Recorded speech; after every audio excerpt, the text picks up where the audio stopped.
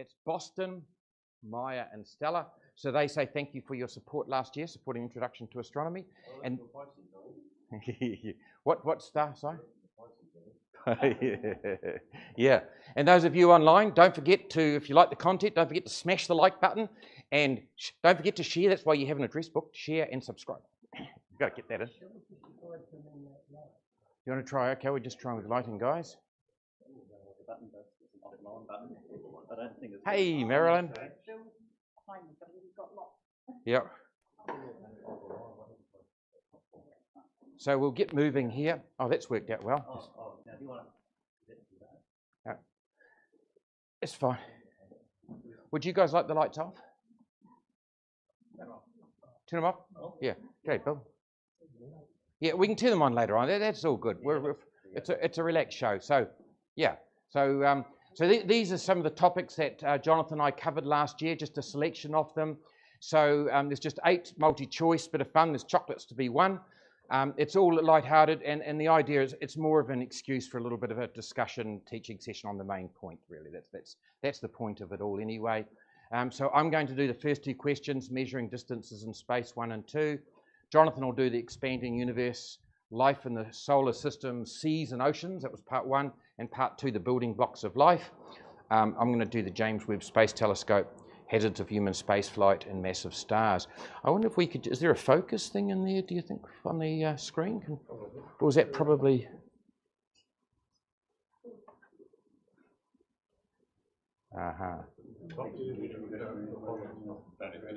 That's because that's fine print, admittedly, anyway, isn't it? So that's all good. That's all good, thank you. So let's go for the first one, measuring distance in space. Part 1, and we're just going to be talking about parallax measurements, how astronomers measure distance in space. You ever wondered, you can read in a book or on the internet, such and such is 55 light years away, and that's 1,000 light years away, and you go, how do they know that? And this is how they know. So first of all, here's your question on the parallax method. Which of these space observatories makes the most accurate parallax measurements? The Spitzer Space Telescope A, B, the Hipparcos satellite, C, the Hubble Space Telescope, D, the Gaia satellite, or E, the dog ate my homework, or the cat. yeah, not too sure. Okay, so any takers for A? Yeah, B, C, yep, and D. Yeah, so, okay, so the answer is D. So everyone with a hand up for D gets a chocolate. Keep your hands up, guys. Jonathan's bringing out some chocolates. My real dog. No, that's good. Okay, so the Spitzer Space Telescope, that was an infrared telescope that NASA put into space some years ago. It's now been decommissioned, I think about 1993 or something like that. It launched in space. It's now been decommissioned. Hipparcos was a satellite designed specifically for measuring positions of stars and objects in space. So that was designed for, I think Marilyn needs one over there too, yeah. Yep. So Hipparcos was specifically designed, but it's a first generation type of this telescope. The Hubble Space Telescope, with the Wide Field Camera 3, that did a lot of this work, was to a lot of degree of accuracy, but it wasn't specifically designed for it. And it was the Gaia satellite launched by the European Space Agency in 2013 that really is just dedicated towards this technology and is just coming out with just ultimately precise positions and movements of stars and objects, and indeed doing a very good job. So that's just the question. Let's talk a little bit about parallax measurements in space. And the bottom line is astronomers use this method to measure the distance to relatively nearby stars, and you'll see why in a minute. And the point is you're able to measure the distance to something by measuring how much it moves in relation to something in the faraway distance when you're looking at it from different angles. And just to show you on this diagram first, and then we'll actually have a little demonstration how to do it. So here's Earth, and here's an astronomer in June, and he wants to know the distance to this relatively nearby star. So he looks at the star and sees what objects and stars in the way distance that it appears to line up with. And he makes a note of that and draws this nice little diagram. And then he waits 6 months, does other things, I'm sure. But waits 6 months. 6 months later in December, when the Earth is over this side of the sun, he looks again at that same star and sees the position in the sky relative to the background stars it is now. And you notice its apparent position has moved. So he draws this diagram here, and this angle here is called the parallax angle. And to illustrate, and you can do this right now, in fact, we're all going to do it, I'll be watching. We can all do it now, you guys at home can do it as well. Hold your finger up relatively close to your nose, and then close one eye and look at it just with one eye and match it up with something in the distance that you can see in the other side of the room or something like that to see where it is in relation. Then close that eye and open the other, so swap eyes. Do you notice how the finger's totally different position relative to something in the background? Now, put your finger at arm's length and do the same exercise. See where it measures up? Swap eyes. And you see, once again, it has moved, but a lot less. The movement is less. Because the further you go out, the movement or that parallax angle is less and less. Yes, Alex? Yeah, but I do suspect this, the distance between Sun and Earth, and from an opposite position in June and December is a matter of 2 astronomical units. But the stars are like a lot of light years. So it's not very easily detectable. So isn't a Gaia a very powerful telescope? You're dealing with it. You probably see that shortly. I'm going to illustrate that. You're quite right. And the point that Alex is alluding to here, it's very, very fine angles you're dealing with. We're dealing with this very crudely here. But yeah, the angles are tiny. And I'm going to show you an illustration short. So very insightful, Alex. That's very insightful. Yeah, the angles get pretty small and it gets pretty hard to measure. And that's where Gaia and the likes precision is you're just awe of it, what the engineers are doing with it. Okay, so that's how they measure ground-based wise, and that's the principle of parallax. And so how do they do it from here? There's a set formula whereby the distance to that star in parsecs, the units, they call them parsecs. You might say, units of parsec? A parsec, it involves this, it's all to do with 1 arcsecond and so on, but needless to say, 1 parsec, it's a unit you'll see in astronomy a lot, and it equates to 3.26 light years. And you might say, what's a light year? A light year is the distance that light travels in a year. Light travels at, check it out, 300,000 kilometers per second. 1 second can go around the Earth about 6 or 7 times. Yep. I said one day, almost as fast as my cats go to the food bowl at dinner time. And someone in the audience pointed out, I thought nothing can travel faster than light. And I said, yeah, you see my cats. So it's in parsecs, which is 3.26 light years, equals 1 over, so the inverse of P. And P is the parallax angle in arcseconds. And you might say, what is an arcsecond? Well, you know how you divide a circle up into 360 degrees? So your horizon here and horizon there, so you got 180 degrees up there. You get out a 1 degree in the sky, which is, to give you an idea, the full moon is about half of a degree. So it's about degree is about twice the size of the full moon. You split that into 60s, and that's called arc minutes. And each of those little slithers or arc minutes, you split them into 60s again, and they're called arc seconds. But you ain't finished there yet. The astronomers then split it into milli-arc seconds. They get one of those little slithers and split them down to 1,000ths. And that's sort of alluding to there, Alex, is, that's the angles, the degree of precision involved. So that's the formula there. And okay, let's see this in practice. So as an example, I've picked out Sirius, the dog star. There it is. Just need a bit of persuasion. So Sirius is in the sky at the moment, in the summer sky. So if you look sort of to the north, you'll see Orion sitting up there mid-evening. And just to the east, or to the right, if you will, you'll see the upside-down dog called Canis Major. And the brightest star in Canis Major, you can't miss it, is Sirius, also known as the dog star. And that's the brightest star in the night sky. And you might say, that's Sirius. And you might say, how far away is that? And you look up in your book or on the internet, and it says 8.6 light years. And they go, how did they work that one out? Well, they did an exercise similar to this, and they worked out that parallax angle was 380 milli-arc seconds, or if you see MAS, that's what that stands for. So the distance equals, it's 1 over, and 380 milli-arc seconds is 0.38 arc seconds.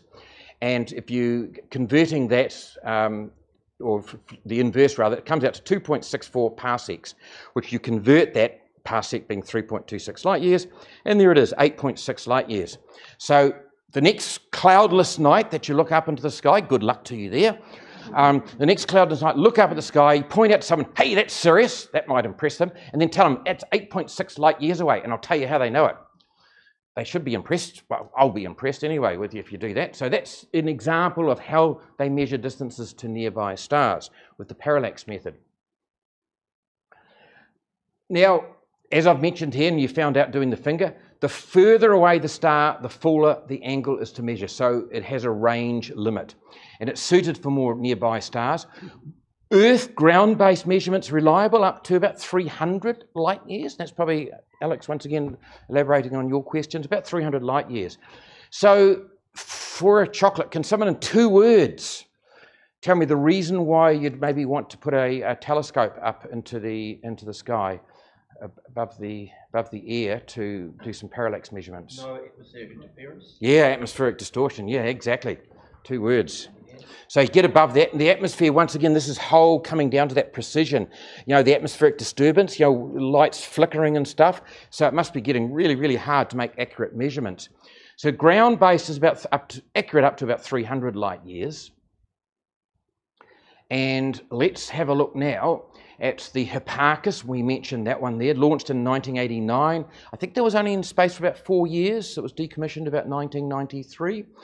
And that could measure reliably up to 1600 light years. So a big jump from 300, big jump. So that was a dedicated a satellite dedicated just for this sort of type of work. Then the Hubble Space Telescope, the Wide Field Camera 3, could do some of this. And look at the next big jump. That's reliable up to about 10,000 light years. But then in 2013, along came the European guy, up to 20,000 light years. That's positioned, incidentally, at L2. You've probably heard that in the news a lot. We'll talk about that later with the James Webb Space Telescope. And it's a gravitationally stable position. There's when you get something orbiting something larger, there's 5 points around the orbit. They're called Lagrange points, after a French astronomer mathematician. And Lagrange point 1, 2, 3, 4, 5.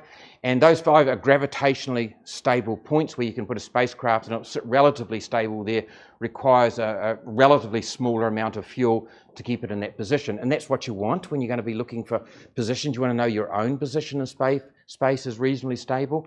So it sits out at L2, and we'll talk more about the advantages of being out in L2 when we talk about the Hubble. Okay, so that's those 3 there. Any other questions on parallax measurements? I was just going to point out that when Copernicus proposed his theory, one of the objections against it was that there was no stellar parallax was measured even after the invention of the telescope.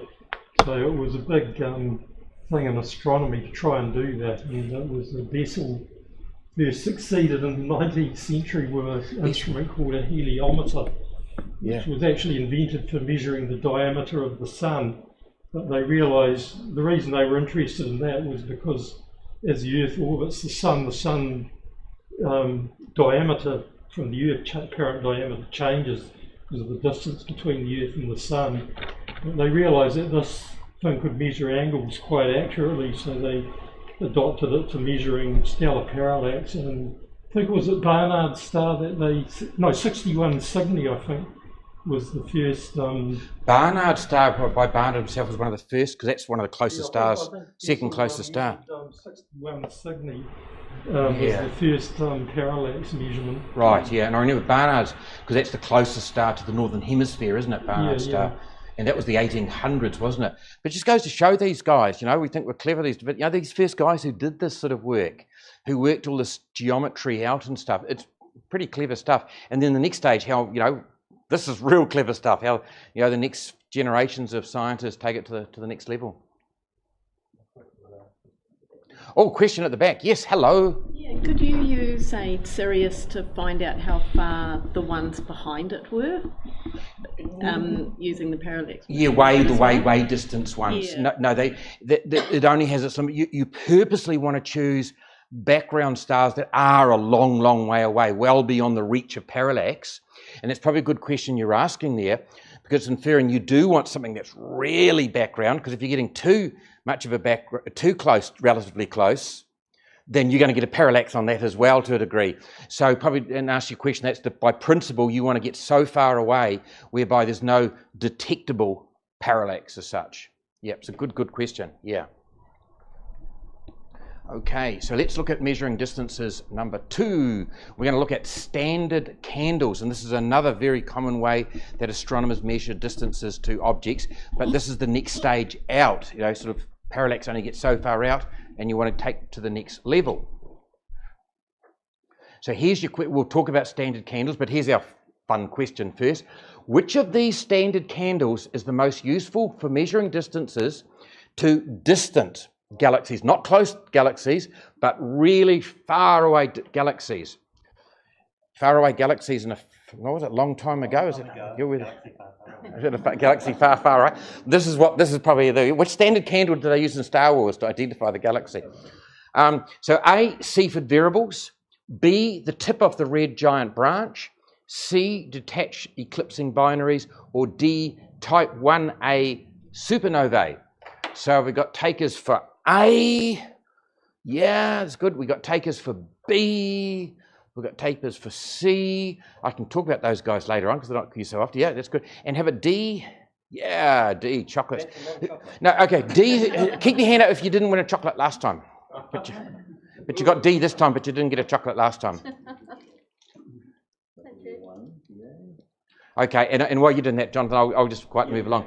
And so, yeah, the answer is D. We'll talk about Seaford variables, because Seaford variables and type 1a supernova are the two commonest sorts. Tip of the red giant branch, that's a relatively new type of thing they're doing. That's really quite exciting. You know, the Hertzsprung-Russell diagram, where the red giant branch goes up like that, then the helium flash kicks in. That helium flash, that point on the Hertzsprung-Russell diagram, which is the whole subject of the talk, but those of you who know about the diagram will know what I'm referring to. It climbs up, the red giants climb up there, and they go through it, and when the core temperature reaches about 100 million degrees, helium fusion kicks in terms of a flash, and then they start moving across the Hertzsprung-Russell diagram. The peak of that red giant branch is very standardized, in particular in infrared wavelengths. It's a very standardized level or magnitude that should be. So that's very accurate, and of course measuring it in the infrared, you don't have to worry about things like extinction and stuff like that you are with visible wavelengths. So that's a very sort of exciting way of working out magnitudes of stars. Detached eclipsing binaries. Most stars are in binary systems, so you get two stars going around one another. If they're eclipsing, so they block each other out as they go round, and the word detached referring to they're not too close where they're not sharing mass between each other, so they are reasonably separated, but they're eclipsing from our point of view. By that measurement, you can measure their mass, do spectroscopy on them with their temperatures, and from there you can work out the luminosity of each one, what's contributing towards the total luminosity. So that's another way you can work out how absolutely bright something is. But let's talk about 1a supernova. So yeah, objects of known brightness are termed as standard candles, and that's what it's all about. You're getting an object and you actually know how bright that object is. When you get an object, it's absolute, it's called an absolute brightness or luminosity or absolute magnitude, call it what you like, but that's what it is absolutely, as opposed to when you look through your telescope and looking at an object and you see measure how bright it is, that's the apparent brightness or luminosity of an object. And the idea behind it is a standard candle. You're looking at an object, that's an XYZ object, and you know exactly how bright it is. And as I mentioned, Seaford variables and the 1a supernova are the most commonly used standard candles. Okay, and this is the principle of how it works, just the inverse square law. So here's your source, say a bright star or an object here. You know how bright it is. It's a standard candle. You've identified that. And as light spreads out from it, if you go out to, say, distance r away from it, as light's fanning out in all directions, but say you've just gone in this line here, and your distance r from it, it's fanned out over a certain degree. You go twice that distance to 2r, and the light's had to spread out over 4 times the space.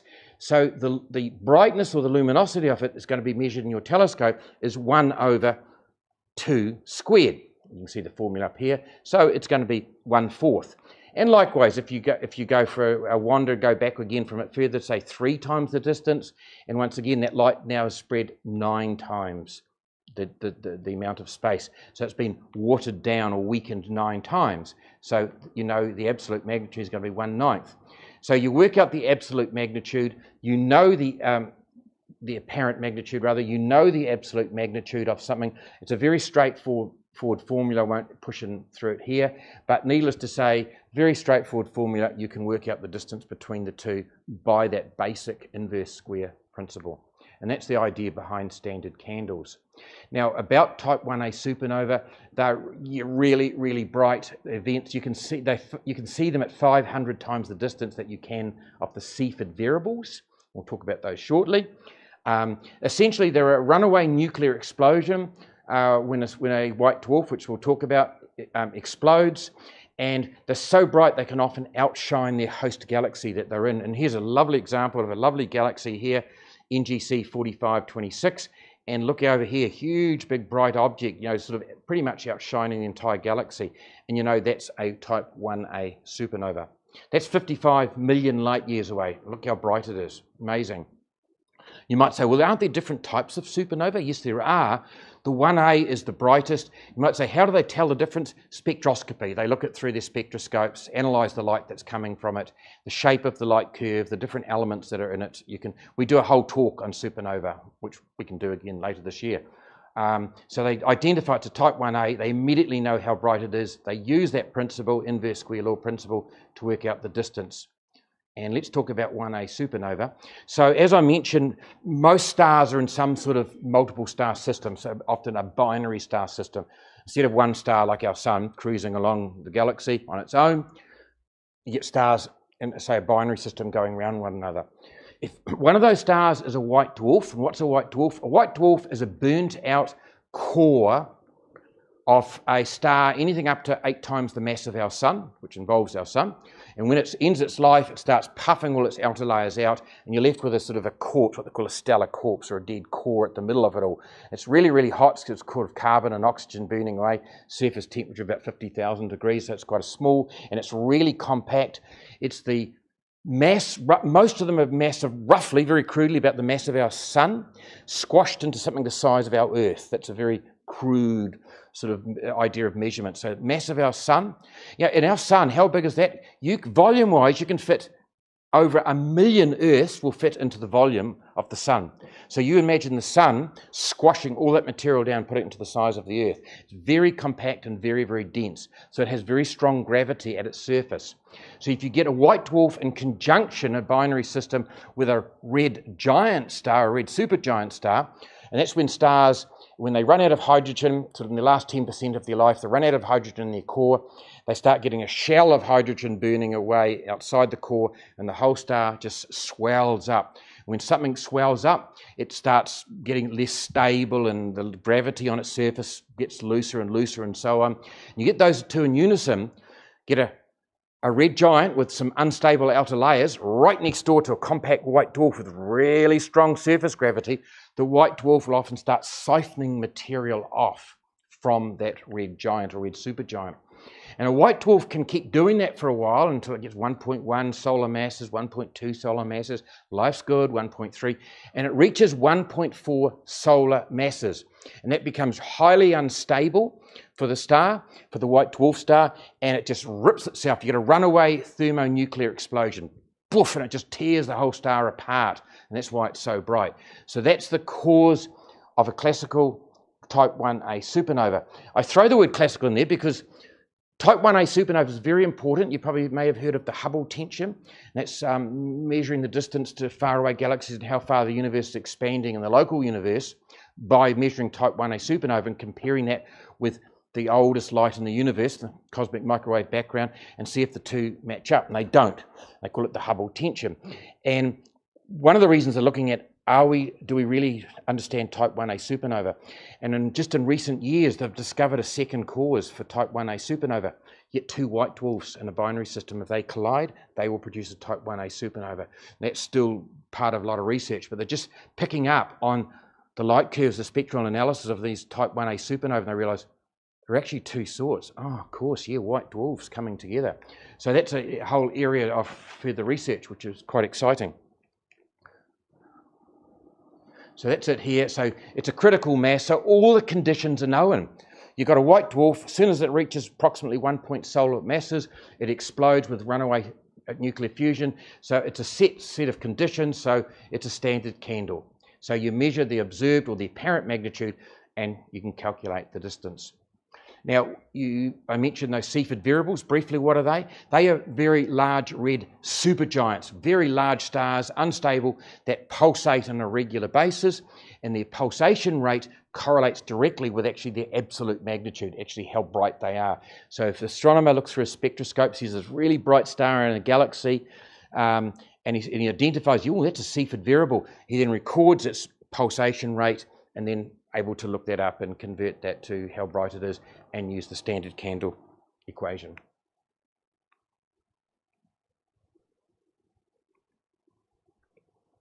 Okay, any questions then on standard candles?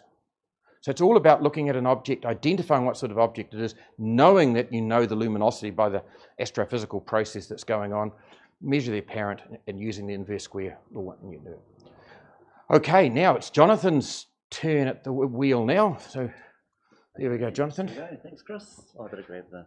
Yeah, I'll put this on if you like. Just sits right in there. Perfect. Excellent. Thanks, Chris. Do you need water? Just take the top off. I'll just take my top off if you like. See?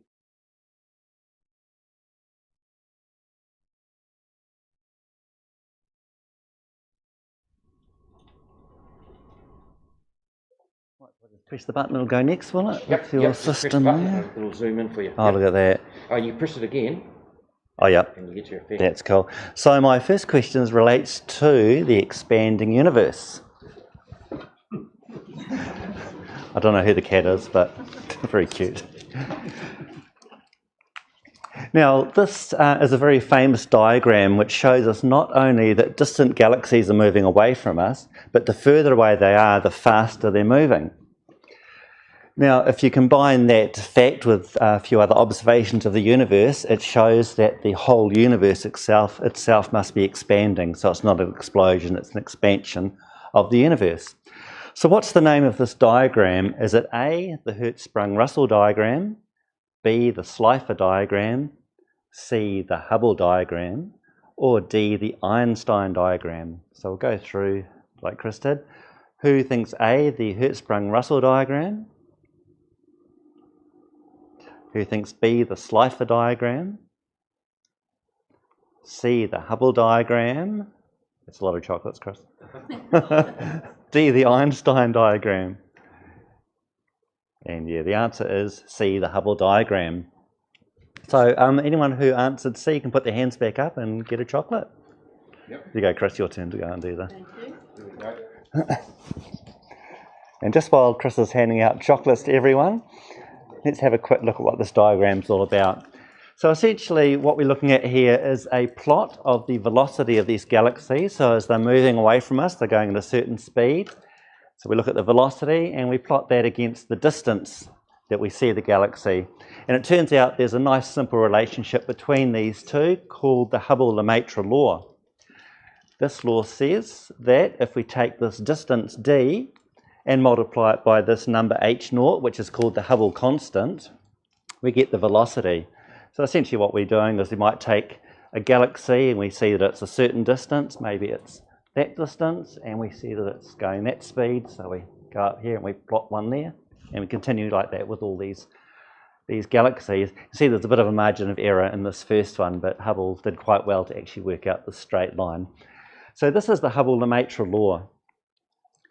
It used to be called the Hubble law, or Hubble's law, but back in 2018 it was changed to the Hubble-Lemaitre law in recognition of the fact that Lemaitre actually found the same relationship 2 years before Hubble published this diagram. And the other thing with Lemaitre, he also proposed that this meant that the whole universe was expanding, so he was explaining it by saying the universe must be expanding. And so Lemaitre published his results in a paper 2 years before Hubble, but it was such an obscure paper that hardly anyone saw it, unfortunately. And so when Hubble published his in 1929, he sort of got all the credit for the work.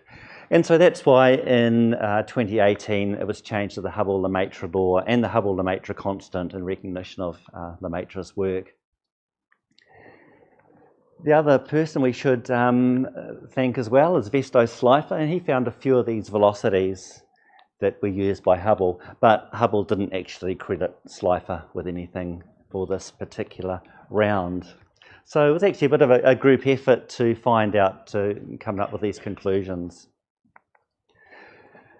So to find the speed of a receding galaxy, we start with the fact that wavelengths towards the right of the spectrum, towards the red end, are longer, and wavelengths toward the blue end are shorter. And so this is what we get when we split light up into its individual colours.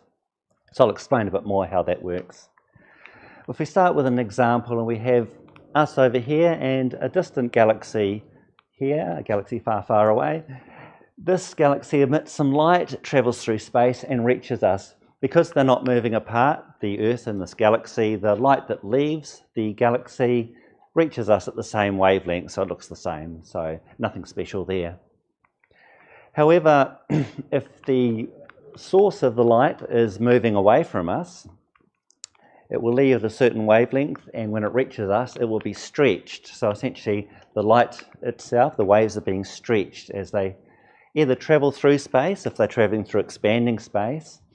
If space wasn't expanding and the galaxy here was still moving away, something called the Doppler effect would stretch the light as well. So the light would be stretched as it leaves and reach us again at a longer wavelength.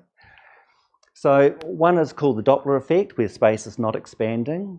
The other is called the cosmological redshift, and that's where space is expanding. They kind of give the same result, especially for the nearby galaxies. And so we call this redshifted because the wavelengths are getting shifted to longer wavelengths, and as we saw before, longer wavelengths are in the redder direction. Heading from red to blue, shorter wavelengths, and we'd call that blue shift if it was going the other way. And so how do we actually know there has been a redshift? If we use something called spectroscopy, which Chris mentioned before, we split the light up into its individual colours, like the rainbow, and we see through the spectroscopy that there's a few missing lines. These are called absorption lines, where stars, where atoms in the atmospheres of stars have absorbed certain wavelengths. Now, a known pattern is found, so various atoms are known to absorb certain wavelengths, so we know what the pattern should be if something's not moving away from us. If we see that the lines have been shifted towards the red side, we can actually work out how far they've been shifted and get the red shift. So that's not too hard really to do that. The spectroscopy part itself is a bit more difficult, but once we get to this point, it's not too hard to calculate this shift. And we just stick that shift into an equation and we'll get our velocity, our recession velocity of the galaxies. And how do we know the distance? Well, we saw before, standard candles are the way this is done. So just a quick summary again of that is we take an object of known brightness at a known distance, and then we look for the same object in a galaxy far, far away. And of course, with light having a speed limit, then the light left that star a long time ago in a galaxy far, far away. And by looking at that and looking what the difference is in brightness, we can just work out the distance. So in summary, we see that the Hubble diagram shows us those distant galaxies are moving away from us, and the further away they are, the faster they're moving. And this, with our other observations of the universe, show that the whole universe is expanding. Does anyone have any questions about the expanding universe or the Hubble diagram? Yes. What sort of, I'd say you're saying this was in the early 1900s. So in 1929 he published this. So what sort of instruments would they have been working with to collect those?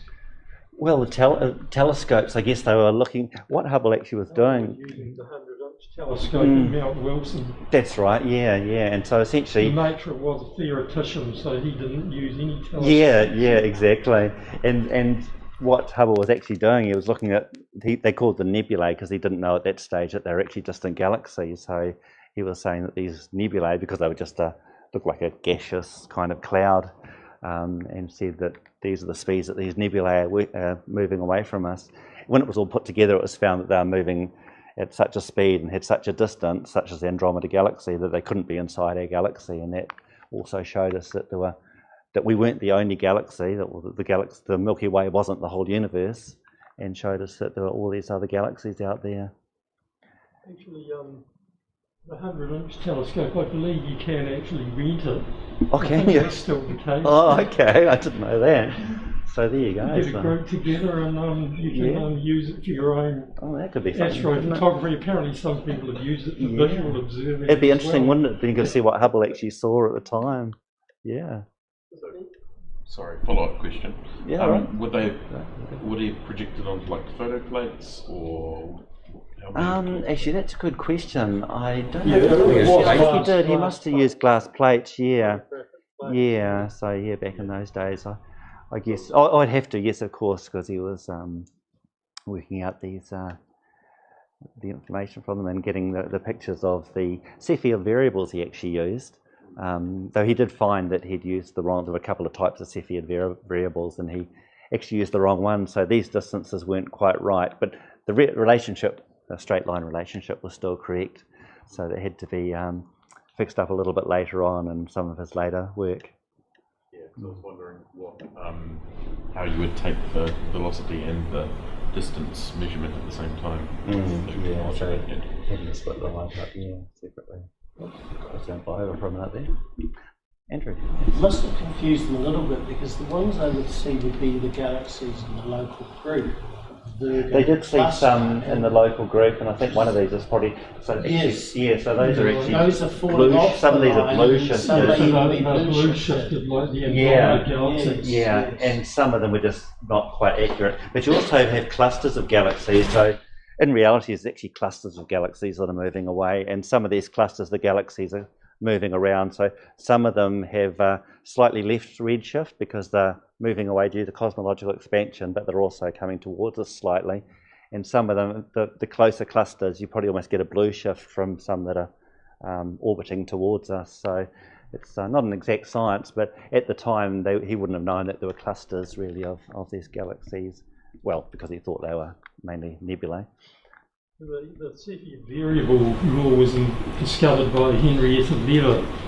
She was observing variable stars in the Magellanic Clouds in the southern hemisphere. That's right, yeah. And she realised, because they're all in the Magellanic Clouds, all the stars in those clouds are roughly at the same distance. That's right. In astronomical terms, you can assume it's the same distance. Yes, yeah. So she noticed that the Cepheids in those, their actual brightness, average brightness or peak brightness, depended on the period, and that's how. That's right. Because they're all at the same distance, you know that it's not an effective distance. That's so right. That's how she discovered how the Cepheid variables could be used to measure distance. Yeah, it's quite a fascinating story when you put it all together with all the different people that were involved. Often people, Hubble used to always get the credit pretty much, but there's all these other people. Things that he relied on. Exactly, yeah. So Hubble couldn't have done it on his own. So a lot of people put together. Okay, so the next question is a little bit closer to home. Life in the solar system, seas and oceans. A little bit like this ocean this cat has found. Or a soggy moggy. Yeah, a little soggy moggy there. So yeah, he's probably looking for life in the ocean, I'd say. Now there's a place in our solar system where we can find methane lakes and seas on the surface and a substantial global saltwater ocean underneath the surface. Is this A, Pluto, B, Titan, C, Europa, or D, Triton?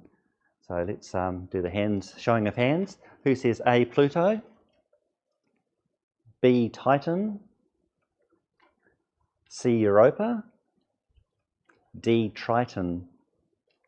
So the answer actually is B, Titan. So hands up if you got Titan, but probably not hands up if you got a chocolate before. Unless Chris can happily hand them all out.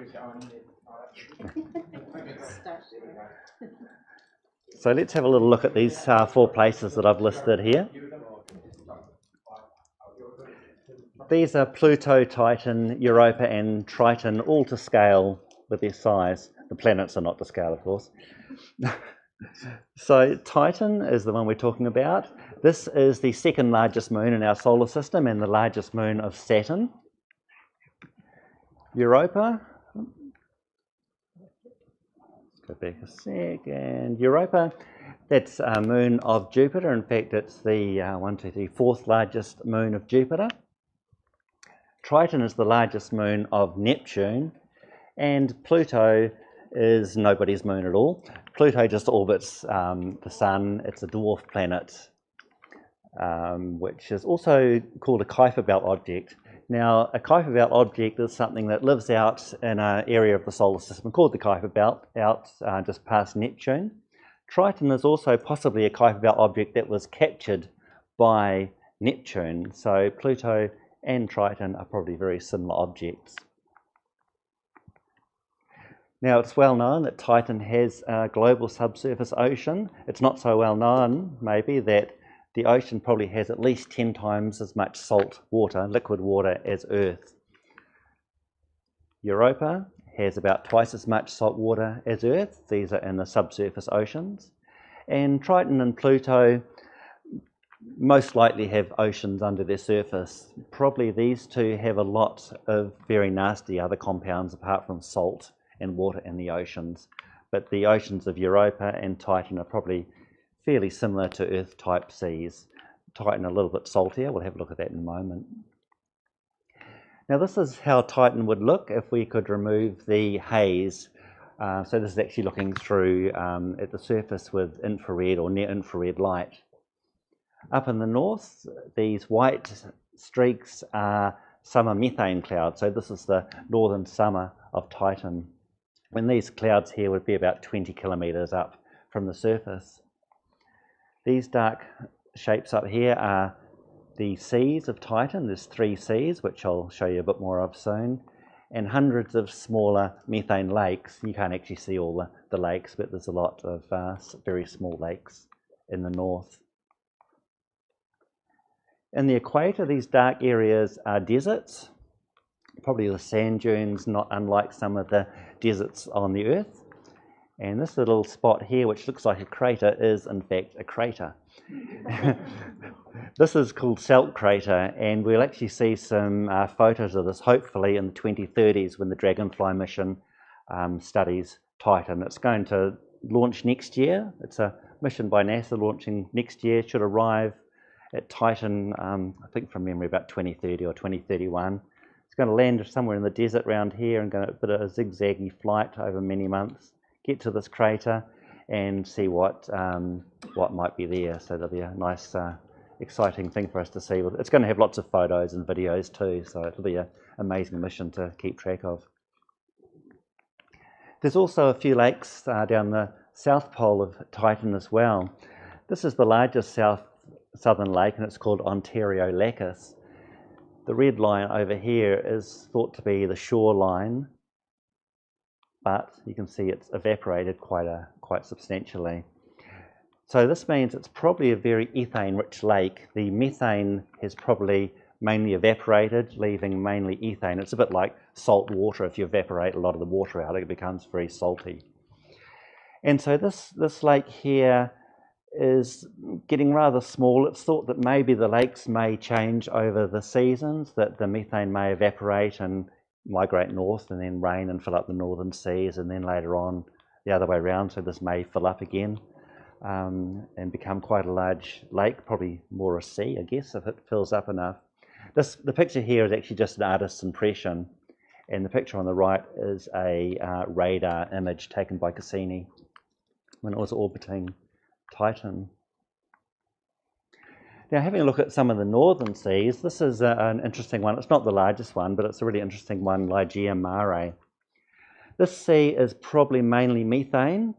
Some of the other northern seas have a bit more ethane, but the methane rains probably come down and wash out a lot of the ethane down these tributaries into the other large seas. So Ligeia Mare is rather large. You can see if we compare it to New Zealand's North Island, the size of it, although it's not the largest sea. The largest sea is actually Kraken Mare, which is about 400,000 square kilometres. Compared to New Zealand's land mass, I think it's about 160,000 square kilometres.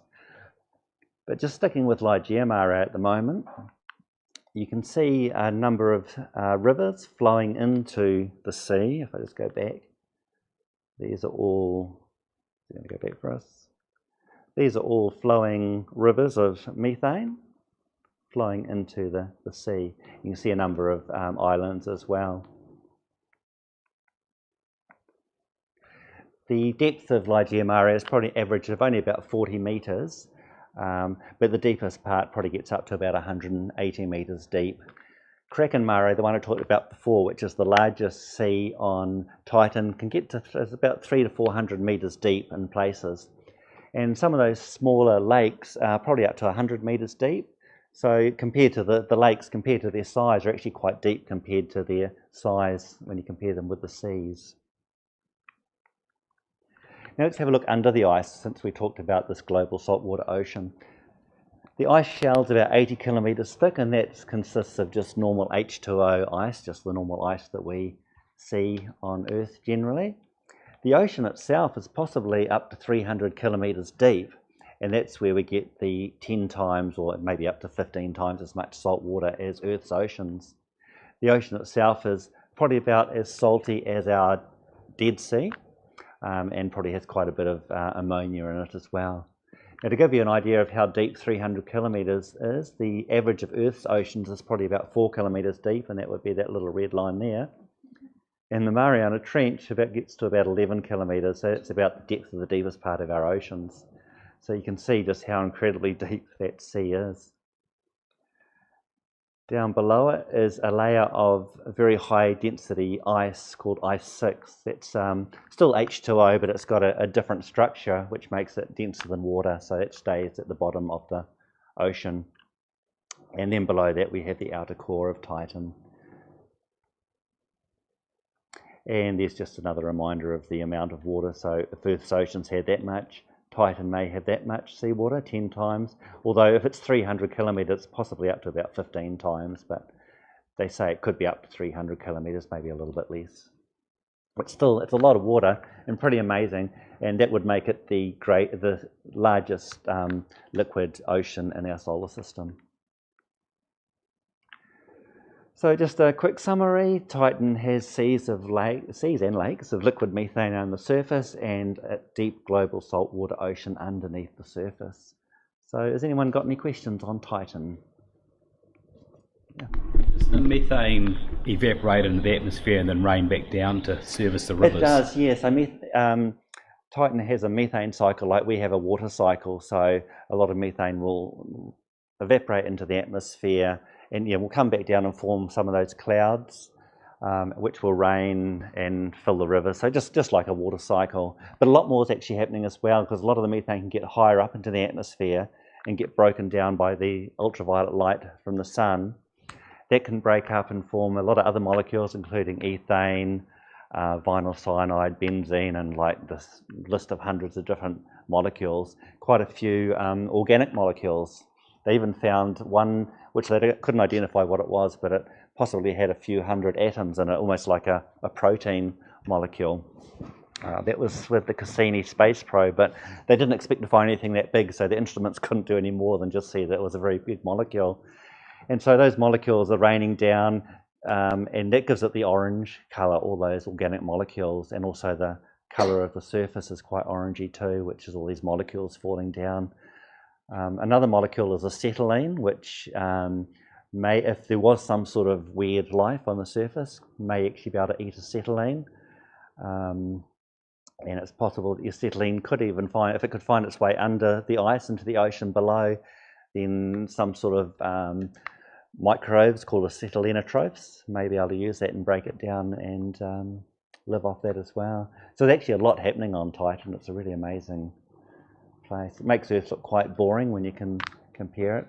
And another thing is the rain on Titan falls a lot more slowly than Earth because of the much lower gravity, and probably the raindrops are about the size of grapes, so they'd fall slowly, just big grape size drops, and you'd probably feel each one hitting you as it landed. Oh, you'd die of cold first. because it's negative 179 degrees, but if you had a suit on and you could feel it falling through, you'd feel these big drops.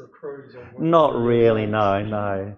But it'd be fascinating to see, and luckily we can send the space probe, the Dragonfly, which will take photos and show us a few things. Is that going to send a lander? Cassini did drop a lander onto Titan. That's right, Huygens probe. The Huygens probe, that landed in one place.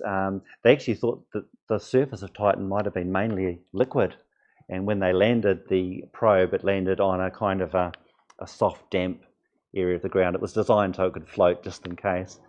So when it landed, they could see these little pebbles which looked like rocks, but it's so cold that it was just water ice frozen as cold, as hard as granite. So we have rocks and water. Titan has ice, which is just as hard as granite, and methane and ethane. So it is kind of like a frozen twin of Earth, kind of evil freezing twin. So we'll move on now to another talk about life in the solar system, the building blocks of life. I don't know who these cats are, but they just pop up on the internet, so grab a picture now and then. Now, quite a few building blocks of Earth life have been found on meteorites that have landed on Earth. Well, a meteor which reaches the ground is called a meteorite, so if it lands on the ground, it's a meteorite. One of these hasn't been found on meteorites. Is it A, amino acids, B, adenine, C, fatty acids, D, deoxyribose, or E, ribose? And just so you can sort of get an idea of what these are, they're kind of technical words. Amino acids are what makes up our proteins and enzymes. Adenine is part of RNA and DNA, and also the energy molecule ATP, adenosine triphosphate. Fatty acids are used in our cell membranes. Deoxyribose is the D of DNA, which is deoxyribonucleic acid, and ribose is the R of RNA, ribonucleic acid. So this will be a slightly harder one, I hope. So who thinks that the ones that haven't been found on meteorites are A, amino acids? Oops, I've just gone one too far there. B, adenine. Lucky I had that little thing that says the answer is coming up. That's why I put it there. B, adenine. C, fatty acids. D, deoxyribose. E, ribose. Okay. Fatty acids you actually think would be the answer because you couldn't imagine that, but the answer is actually deoxyribose. So whoever put deoxyribose can put their hands up and get another chocolate. It doesn't mean that deoxyribose won't eventually be found on meteorites, but it hasn't so far, and that could be for a number of reasons.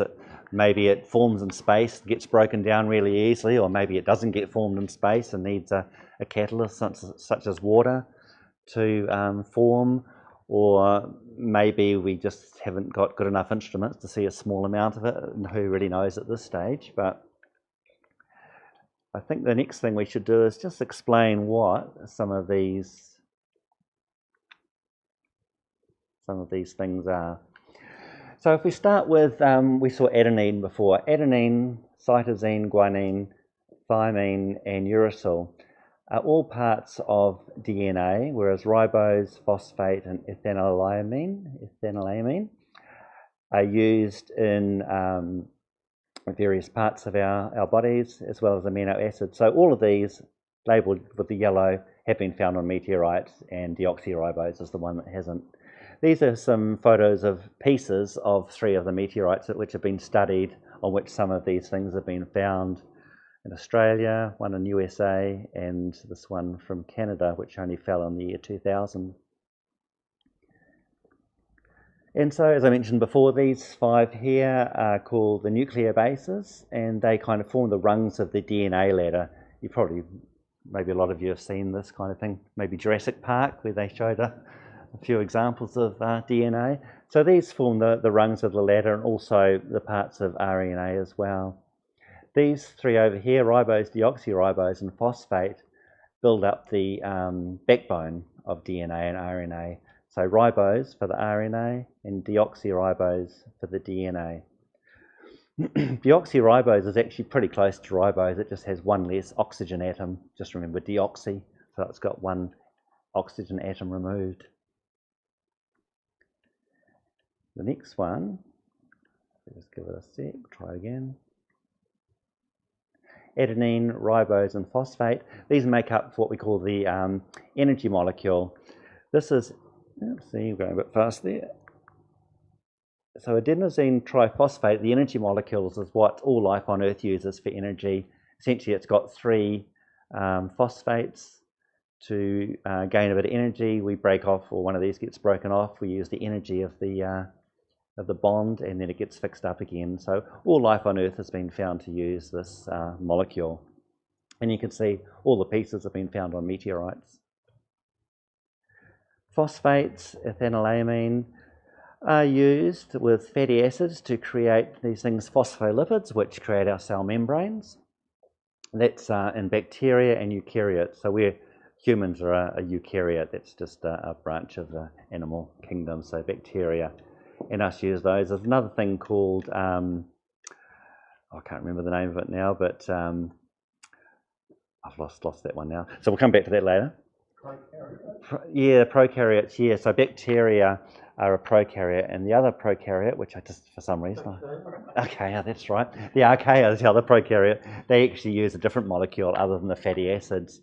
So already there's two types of life on Earth that use slightly different molecules for their cell membranes. So these ones here, amino acids, make up our proteins, peptides, and the enzymes.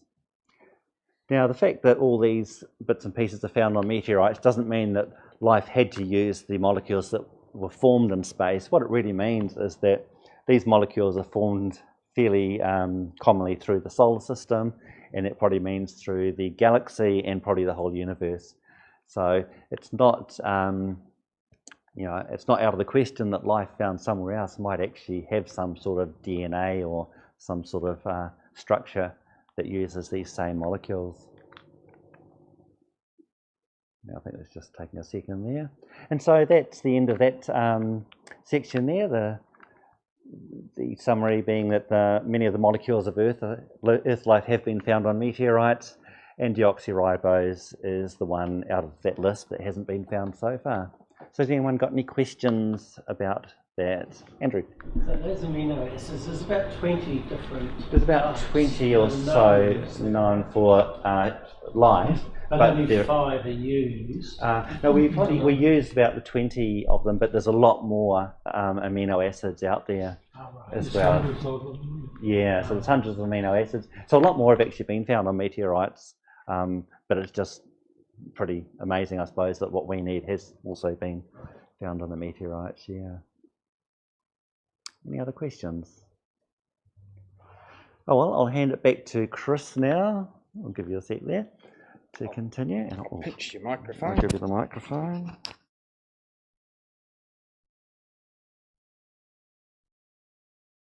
Points that I took away from all those that blew me away are that 10 times more water on Titan than Earth. That's just mind-blowing, isn't it? Compared with Titan, so tiny compared with Earth. Yeah. And the other one was all the different chemicals essential to life that are out there on meteorites and so on. Incredible. Thanks, Jonathan. Are we good for sound again there, Steve? Yeah, cool. Okay, so let's talk about the James Webb Space Telescope. So the bottom line is, it's a really, if someone says, bails you up, and you got 30 seconds, what's the James Webb Space Telescope all about? The quick answer is an extremely powerful infrared telescope, and it sums it all up. So we're going to talk about really what makes it really powerful and what enhances it to see really with such precision in the infrared wavelengths. So the question for this data is, which of these design features enables the James Webb Space Telescope to effectively observe in the infrared? A, large sun shield. B, gold-coated mirror. C, cryogenics. D, all of the above. Or E, that night your talk was so boring I fell asleep. I can't remember.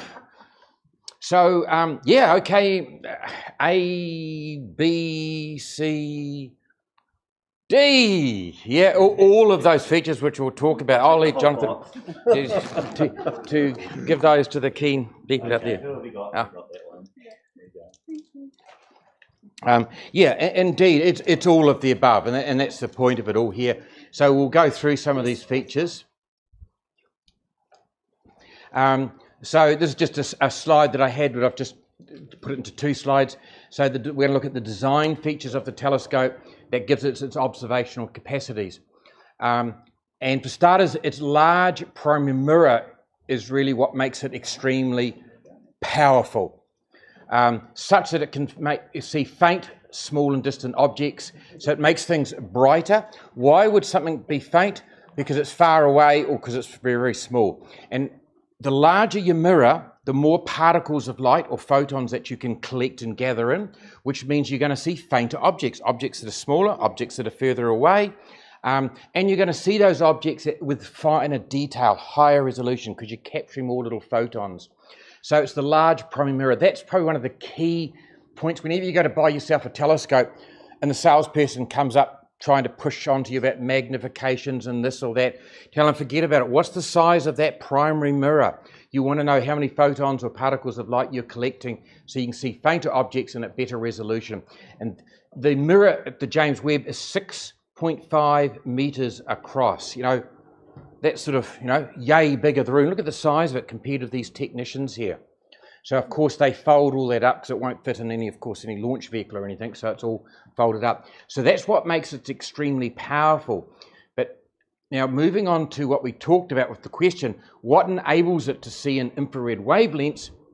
One is its location in space, that point where Gaia telescope satellite is at L2, Lagrange point 2. Remember that was about 1.5 million 1.5 million kilometers away from Earth. But the point was, Sun was here, Earth was here, and it was out here. So in other words, in one sweep, it could just look that way and block out all the heat and light from the Sun and the Earth in one clean sweep.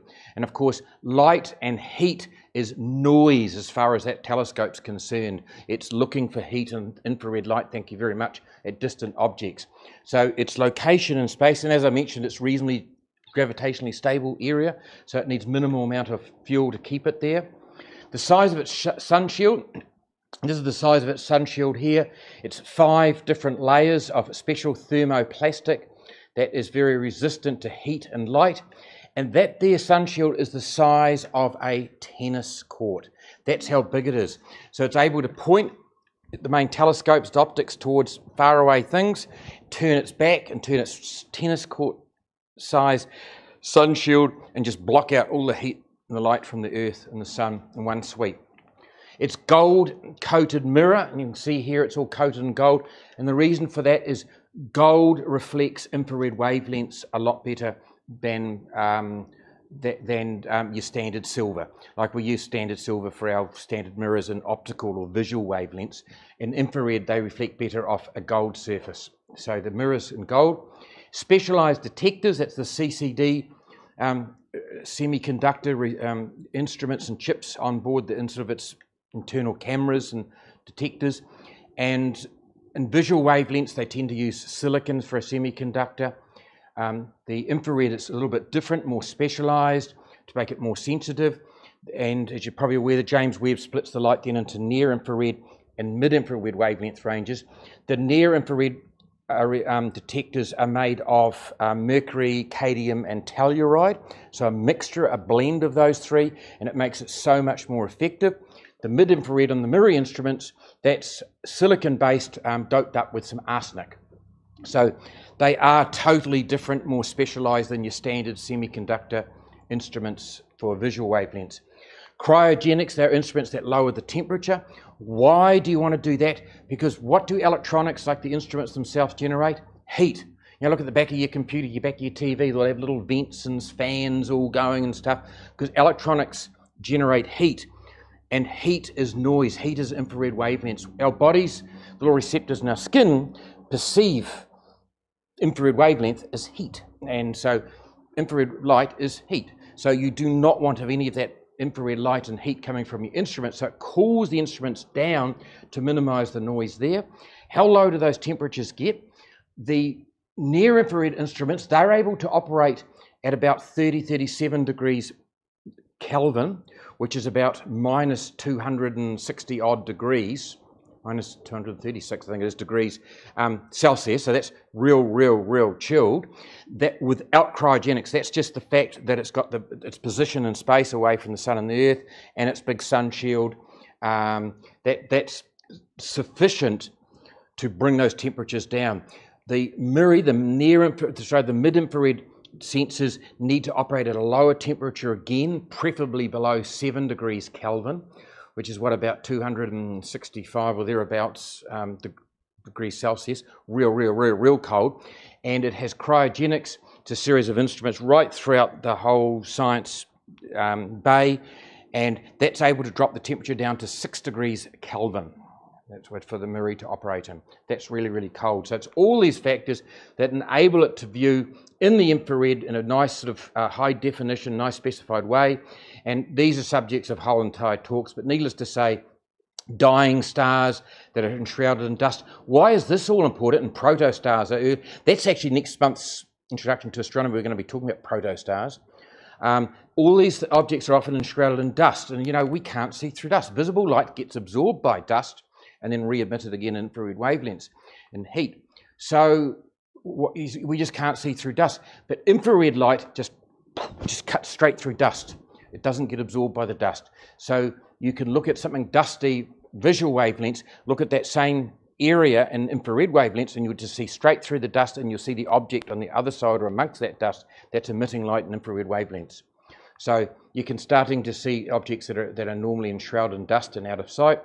Distant merging galaxies, because as Jonathan explained, the very first stars and galaxies and merging galaxies at far distances, all their light come from has been stretched into different wavelengths with redshift. And of course, it's been in the news recently that they're starting to look at the atmospheres of exoplanets. So you get a exoplanet here, host star here, light shines through the atmosphere of this planet, exoplanet, comes to us, we can analyse the light. Why do you want to look at it in the mid-infrared wavelengths? Is because the wavelengths, remember Jonathan talked about spectroscopy of different elements and stuff that all have absorption lines at certain wavelengths. The molecules you're looking for, the signatures of life on a planet, all those molecules, their little signature absorption lines are in the mid-infrared. So that's the importance of that. So yeah, the James Webb Telescope in a nutshell is an extremely powerful telescope observing in infrared wavelengths because of its massive 6.5 metre mirror and these features here. So that's the James Webb Space Telescope. Any questions around that? Yeah, Robert. So is it more the ability to gather light rather than its magnification that enables it to see the stuff it can see? It's the size of its primary mirror, which enables it to see fainter objects further away, like the first stars and galaxies, and at higher resolution as well. So I understand that it can focus reasonably close as well, like it can do some of the planets. Oh, absolutely. Yeah. They're just brighter. Yeah, absolutely. And also the advantage there, you can see the planets in their full glory in visual wavelengths, but it's really high definition infrared, and that's some of the really cool images you're getting the planets now in infrared. That's something that's going to look at as well. It's actually possibly going to see more of Titan than Cassini. Well, get better information than Cassini when Cassini was orbiting Titan. Just showing how amazing. Higher resolution because that big mirror and infrared, and you get a whole different view of the planets in infrared wavelengths. In fact, the James Webb can't see in visual wavelengths; it's blind to that. I believe that needs to pop out from out of the Earth's shadow every now and again to charge its batteries. Yes, it's solar powered, and yes, it is. It's sort of the dynamics of it. So it doesn't just sit in L2 and go around with Earth like this around the sun, and that's point of L2.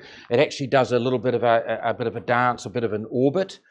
Gosh, I knew all this at the time I gave the talk. It's about every. I think it doesn't ever. It's designed to never enter the Earth's shadow, because if it goes into and out of the shadow, it causes a lot of thermal stress.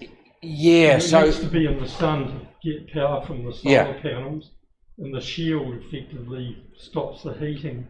Yeah. If it goes in and out of the Earth's shadow, it causes thermal stress. Yeah. So I think used for solar power, it's got both, but it's got solar, and it's got a little orbit that it does. I think they just fire little thrusters about every few weeks or so. They just do to keep it in a little orbit. So as you've got the sun and the Earth here, and as Bill's saying, you can't go in and out of Earth's, and I don't know to that sort of detail, obviously, that Bill was I aware of. remember reading though saying that Yeah. if they did that, it would actually cause a lot of I can thermal imagine. stress because you'd have a sudden drop in temperature Yeah. when it goes into the shadow, and then when it pops out again, you get a sudden increase in temperature. It could cause problems.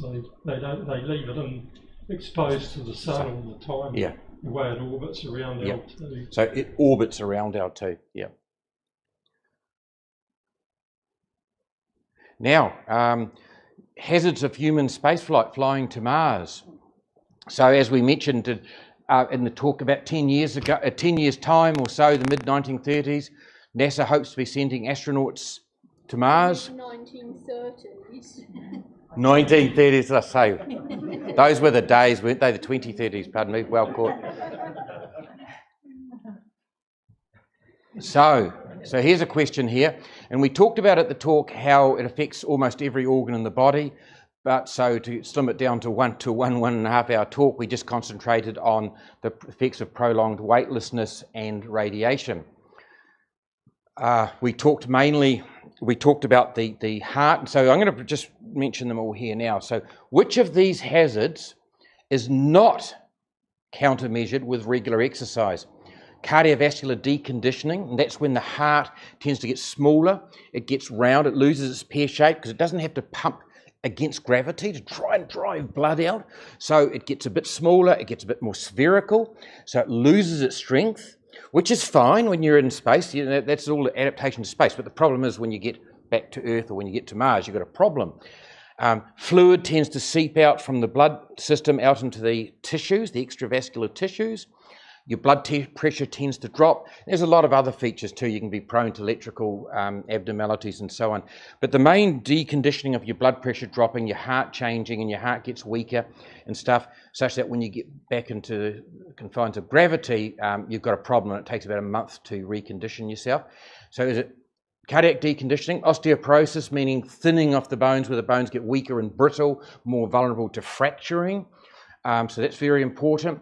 Muscular atrophy refers to the muscles tend to get a bit more wasted, weaker and wasted, and you're losing strength. And of course, radiation exposure, and that's high velocity subatomic particles coming from the sun and coming from the rest of the galaxy bombarding you. And also you're exposed to gamma rays and ultraviolet rays out there as well. So which of these hazards is not countermeasured with regular exercise? A, cardiovascular. B, osteoporosis, thinning of the bones. C, muscular atrophy or wasting. Or D, radiation exposure. Yeah, absolutely. Yeah. So D, I'll let you use your discretion there, Jonathan. Yeah. So you can see exercise plays a key role in here, which we'll just look at briefly now. We have time's getting on. I got my hands on too bad. If you don't like exercise, don't go to Mars because you're going to be doing a lot of it. So the space stations, they do a lot of research up there, what's optimal. They have 2 treadmills, they have an exercycle bike and some other specialised equipment, which I'll show you. You can see them there on the treadmill. They're tethered down to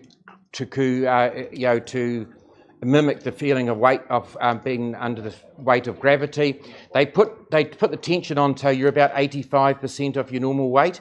Anything more than that, and it's extremely uncomfortable, and the astronauts start to squeal. So in-flight, so it's aerobic training is the best for the cardiovascular to minimise deconditioning, and it's about 4 to 6 sessions per week, each session being 30 to 45 minutes on the treadmill, and 2 to 3 sessions per week of 30 to 45 minutes working on the exercycle sessions, and not just sitting there reading a book, but 70 to 85% maximal heart rate. So you're really knocking up a sweat. So there's a lot of sessions and a lot of exercise just to minimise the degree of cardiac deconditioning that goes on.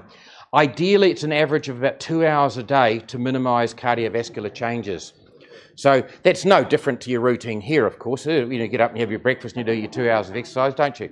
So, but so if you don't like exercise, don't go to Mars. There's also some more specialised instruments on the ISS. That's more designed for your bone and muscle loss countermeasures, whereby you're wanting resistance. It is the resistance of most things that involve gravity, like lifting things, you're walking and so on, that keeps your bones strong, that keeps your muscles strong. It's the weightlessness that causes the weakening. So there's various machines to create that feeling of resistance. You've got here the ISS ARAD, which is the Advanced Resistance Exercise Device, and it's a series of pistons moving in a vacuum tube, and it's also got a flywheel assembly in there which to reproduce the resistance. Very versatile for different astronaut sizes, muscle groups you can use. And here is the MARS, which is the muscle atrophy resistance exercise system, and once again that's a series of pistons and pulleys, and that's actually able to also record and monitor your resistance exercise. So they use it a lot for your research as well. So to protect the bones and muscle loss, 2.5 hours per day, 6 days a week of aerobic and resistance exercise is optimal for your, and that's what helps to protect your bones and muscle loss. Yeah, so any questions around the effects of long duration spaceflight? No, that's all good. And then, okay, moving on to the last question then is on massive stars, which we did just before Christmas. So which of these characterize massive stars? Massive stars referring to anything more than about 8 solar masses, 8 times the mass of our sun. In other words, it's going to end its life as a supernova explosion. That's how they roughly define it. So which of these characterize massive stars and their evolution? A massive star's really very common out there. High luminosity, meaning high brightness or high power output, magnitude. Are they all really, really hot? Or are they characterized by mass accumulation? So A, are they very common, massive stars? Good. Are they all of high luminosity, all high bright, sort of really, really bright stars? Yep. Are they all really, really high temperatures, really, really hot? No. Are they characterized by accumulating mass? Right, okay, well the answer is B. Ooh, well, which we'll have a look. Do you want to throw some chocolates in? Australia, who got that one? Bill gets everything. I just need to get in front of them. Yep. Oh, it's all good. It's all good fun. So high luminosity. So let's have a look at some of the principles of massive stars. Going through them here. Now this is a Hertzsprung-Russell diagram, which we mentioned most times, but it is Introduction to Astronomy, so it's always nice just to reintroduce it. This is a plot. It's a very common and a very powerful tool used by astronomers. Where on the x-axis you've got the surface temperature of the stars, and it's logarithmic, and it starts down here, sort of about 2,500 degrees Kelvin, moves up logarithmically until you actually get out to here about up to 100 to 200,000 degrees. Then on the y-axis, you've got the luminosity or the brightness power output of a star in relation to the solar units, where 1 solar unit is the luminosity of the sun. There it is there, 10 to the 0. And you can see that goes up to 100, 10,000, up to 1,000,000 times as powerful or bright as the sun. And astronomers found when Hertzsprung and Russell, when they designed all this, long story, but when they put all this together, astronomers realized what a great tool it was.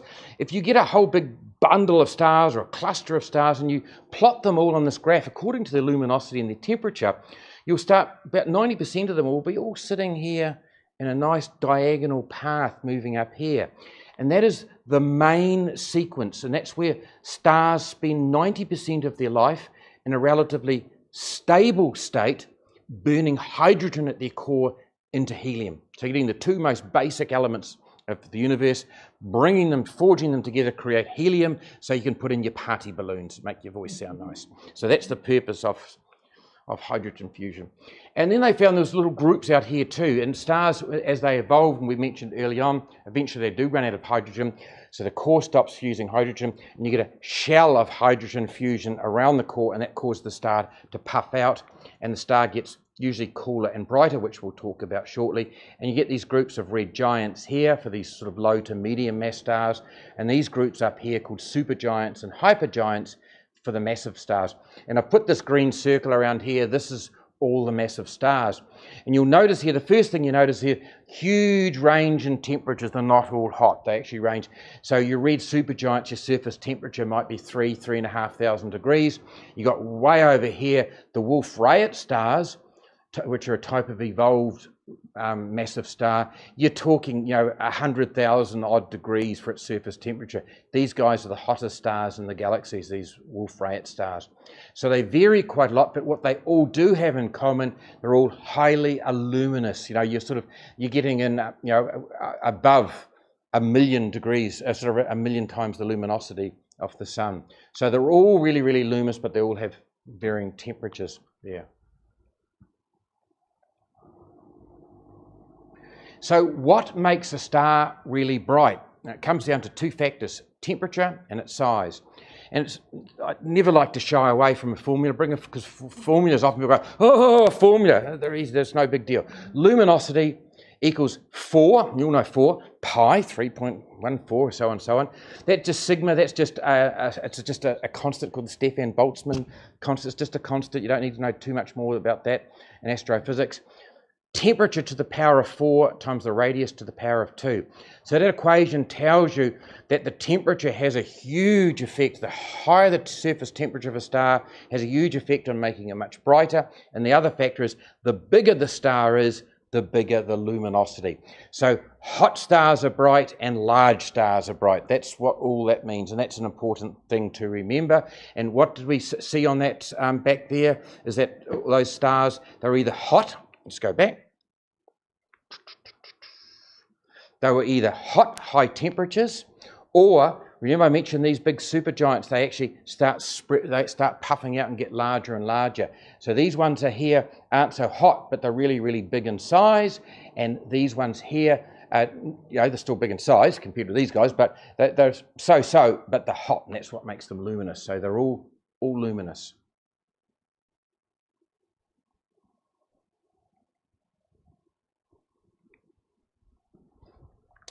Now, massive stars are relatively rare, and just leading into this, I just wanted to take one step back. Once again, it's Introduction to Astronomy. We'll find any reason or excuse to talk about some principles in astronomy.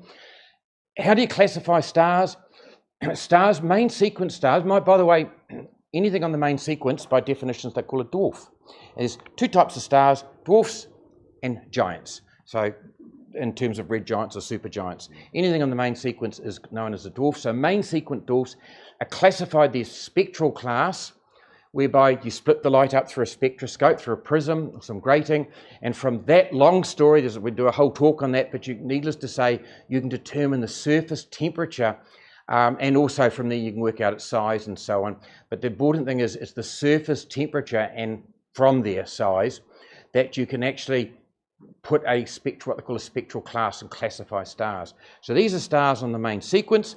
They start these really large, hot, bright ones called O class, and you go down to B class, and you're getting smaller and cooler. A class, F class, G class, that's our sun by the way, K class and M class. You might want, and then they're split further into subclasses 0 to 9, and 0 is always the hotter end and 9 is the cooler end. I always remember that O for hot in the middle, O for hot. H-O-T. And you might think, God, that's a crazy alphabet system. When I went to school, it was something in A, B, C, D, E, F, G, and so on. But it was originally like that because they didn't know what they were doing when they first did it, and they just classified them by the strength of the hydrogen that they detected in the star's surface. And then they realized, okay, that's just a small part of it, all these other things. This is a better way to classify them. But they kept the classification letters. Massive stars, it works out, all O stars are massive stars, greater than 8 solar masses. Out of the B stars 0 to 9, B0, 1 and B2 are all massive stars greater than about 8 solar masses. Your B sevens and your B 3s, 4s and so on, going up to 9 are all usually, as a rule of thumb, less than 8 solar masses. So I just throw that in. That's how they classify stars in the main sequence with their spectral classes. And the reason I wanted to introduce that, because for you to check out this next graph, Here is a pie diagram on the numbers of stars according to their spectral classes. And you can see here, you know, you've heard of red dwarfs. It's sort of the common stars that live for a long time, and they try and they're interesting to look at. The exoplanets because the stars are nice and stable in terms of life longevity. Well, they tend to be M and a lot of the K stars. They, between the two of them, make up, what's that, over 88% of all of these stars here are just small little red dwarfs. Your O class, those big O class stars, 0.00003% of all main sequence stars in the galaxy. Your B stars, all your B stars, that's right through 0 to 9s, 0.13%. Yeah, whereby your massive stars, your O's and your B, 0, 1 and 2s, dwarfs, make up less than 1% of all main sequence stars. So massive stars are really rare, and that's why you don't see a lot of them, or you don't see a lot of them being talked about. Nature has a bias for formation of smaller stars. And it makes sense. It's a complicated thing with genes, lengths and stabilities and so on. But also, when you think about it, a large fragment of gas and dust that's starting to form into a series of stars, it's easier for a larger fragment to start fragmenting into smaller and smaller fragments than a little one to fragment any further. So, but needless to say, nature's a bias for smaller stars, and that's why the larger stars are far, far less common. The other reason why they're relatively scarce is they lead such short lives. Why is that? I'll put actually here, first of all, let's illustrate. So here's the sun, one solar mass of our sun, surface temperature of about 6,000 or 5,800 degrees, G class. It spends time on the main sequence, because this is in millions of years, 12,000 million years, which is 12 billion years. Our sun will spend, we're about halfway through there, so there's plenty of time yet. If you want to have an extra chocolate, you've got plenty of time to take it off again to lose it. So 12 billion years, but look at these guys, these big O and B stars, they're only in the main sequence for 4 million years, 15 million years, such that the lifespan of an average O-class star is 3,000 times less than our sun. So they have very, very short lifetimes, and there's far fewer of them, so that's why you don't see many of them. And why do they have very short lifespans? Because they're so large, it's mass that drives gravity, the inward force of gravity, that increases the pressure and the temperatures in their inner core where that hydrogen fusion is going on. So they're so large, the temperatures and the pressures in their cores are so high, they burn through their material so much quicker. We also talked about how burning hydrogen, there's two ways you can do it. Proton-proton chain, which is a method involving nuclear decay and so on, which predominates in any star, including our sun, up to 1.5 solar masses. After that, the temperatures start getting well over 18 million degrees in the core, and you start getting the CNO cycle. And that's a particular cycle of reaction that involves carbon, nitrogen, oxygen as catalyst reactants in the equation.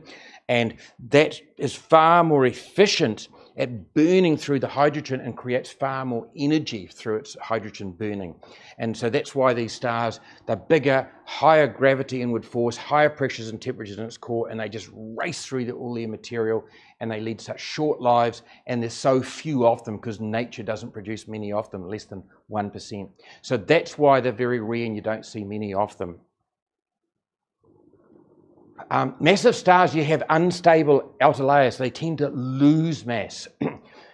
Their high temperatures and their fusion rates, as we've just talked about, creates really strong radiation pressure blasting outward from the core of the sun. We also talked in our original talk about how they have convection, which is a very efficient way of getting the heat from the core and throughout most of the inner parts. And the outer part of the star, it then goes out by a radiation method, whereby at the surface of the star there's really strong radiation pressure blasting out, which creates really strong stellar winds. And the other factors, remember these stars are so large, they have very poor or low surface gravity at the surface. And the surface gravity is the gravitational force you experience on the surface of something that's holding you down. And a classic example is, say you're on the surface of, say, a planet, say Earth, for example. You're on this, and you're so heavy and you feel so much force. If someone picked you up and put you on another planet that was the same mass as Earth, but twice the size, it's the inverse square law. You'd experience 1/4 the gravity. It's all to do with how far away you are from the centre of that planet. So these stars not only have strong radiation pressures going on, they actually also have a bit of nuclear fusion going on in multiple shells in their outer layers, but they have they're so huge, like stars like Betelgeuse, a red supergiant. If you picked that up and plonked that in the middle of our solar system, its surface would go out to the orbit of Jupiter. That's how large, you imagine what the surface gravity must be like. It must be next to nothing. Then you've got these strong radiation pressures going on, these strong stellar winds and so on. They're losing mass. They're not very stable out there. And you get these hypergiants like Stevenson 218, or you've probably heard of UY Scuti or VY Canis Major. These big hypergiants, you plant one of those guys in the middle of our solar system, they go out to the orbit of Saturn. 10 astronomical units. So the distance Sun here, Earth here, 10 times that distance. That's how, that's 1.2 billion kilometres, how big they are in radii. So they're really, really unstable. And that's often how their evolution into their various stages is determined by how much mass they lose. Not only how much mass they lose, but whether they lose it in a steady, little continuous way, become Wolf-Rayet stars, or sometimes they lose it in big intermittent chunks to create what they call luminous blue variables. So that's why they're very unstable and why they're characterized by mass loss. So any questions around massive stars? Yeah. So there's a pretty unified, I suppose, classification system for the main sequence stars. Yes. Does the same I suppose does the same thing exist for the massive stars? Absolutely. Oh, I'm glad you asked that question.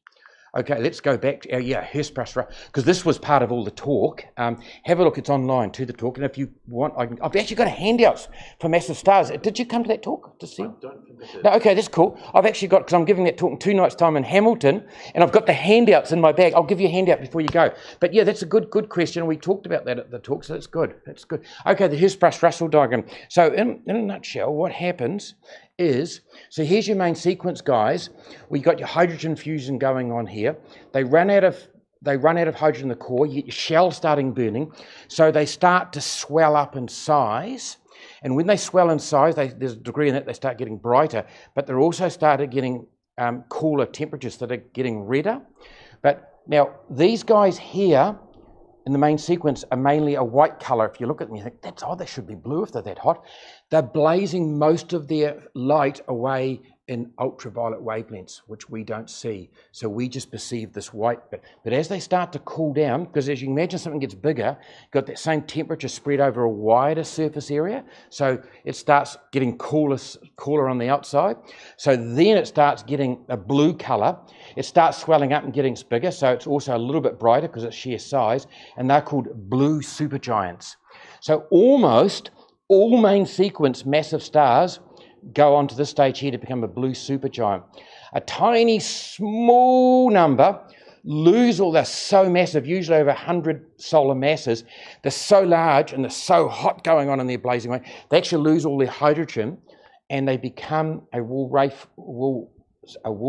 star, which we're going to talk about in about another 60 seconds. They come directly to that stage and they're called WNH stars, whereby the main sequence stars, they're still on the main sequence, still burning energy in their core, but they've stripped away all their outer layers of hydrogen, was still on the main sequence. That's hot and that unstable. And these guys have surface temperatures of well over 100,000 degrees. They're the hottest, brightest stars in the galaxies, these WNH Wolf-Rayet stars. Okay, so that's a little bit, so a few of them go that way, but most of them all go to blue supergiants. They then, depending on how big they are, anything less than about 40 solar masses, they're reasonably stable, so they continue to swell, and so the temperature's starting to cool down, but the luminosity is about the same, and they're called yellow supergiants. Your Cepheid variables sit about here, by the way. Yellow supergiant, example, Polaris, the northern star. In case you're wondering, God, I haven't heard these types of stars before. There's example. Blue supergiant, Rigel in the Orion. Then they continue to swell a little bit further and they get cooler and cooler. They start to really swell out quite a bit more. They get a bit brighter, and these are your red supergiants. Your red supergiants then can either go supernova, or they can, some of the more bigger ones again, greater than about 17 solar masses, can lose some of their mass. And some of them go backwards and forwards here. They lose their mass and they get hotter again. They become a blue supergiant. They're still reasonably stable and they go backwards and forwards here. It's called a blue loop. Canopus, Alpha Carinae is going through a blue loop at the moment. Some of them can very rarely, the big ones, 20 to 40 solar masses, can eventually just lose all their mass, don't go supernova and go straight to a Wolf-Rayet star. Then just ducking back here to these blue supergiants, greater than about 40 solar masses, they really are getting unstable. They usually lose most of their outer layers. And if they lose all their outer layers continuously, they usually end up here once they've lost them all as Wolf-Rayet stars. How do you know you're looking at a Wolf-Rayet star? It's lost its hydrogen. So you look at the spectra, it's really, really hot. You don't see any hydrogen. So all you see is spectral lines of ionized helium and then some nitrogen or oxygen or some carbon. The spectral lines are really broadened out because they've got such strong stellar winds. So when the star's rotating towards you, all your light's getting blue shifted, and as the star rotates around, the spectral lines are getting red shifted. So nice big broad spectral lines of a hot star of ionized helium, and that's how you know you're looking at a Wolf-Rayet star. These blue supergiants, if they lose them in unpredictable little stops and starts, little bursts, you'll get what they call a luminous blue variable. It's a variable star, unpredictable, really luminous, and that sometimes will go backwards and forwards to be in the blue supergiant stage, backwards and forwards. Eta Carinae, with the big homunculus nebula around it in the middle of the Carina Nebula, that's a luminous blue variable. All of these can, at any stage, can go supernova, or just sudden collapse, just poof, gone, which is another whole talk. So does that answer the question there about? It at least shows me it's not uniform. Yeah, they are classified. Once again, this Hess-Brush Russell dyeing is such a powerful tool. You see a star, do some spectroscopy, work out its surface temperature, work out its luminosity, plot it here, and it'll give you a bit of a guide of what you're dealing with. Yeah, and then you take it further to a bit more detail, like the Wolf-Rayet stars, what have you. But I'll give you a handout from that. I've actually got them here tonight. There's an interesting one taken from the Gaia satellite, where, because it has colour filters as well on that satellite, they were able to plot a colour magnitude diagram of a lot of stars, and because it's observing over and over and over again, you can actually see one of these, effectively a Hertzsprung-Russell diagram, but how it changes in real time, because like a Cepheid variable might have a period of several weeks or whatever.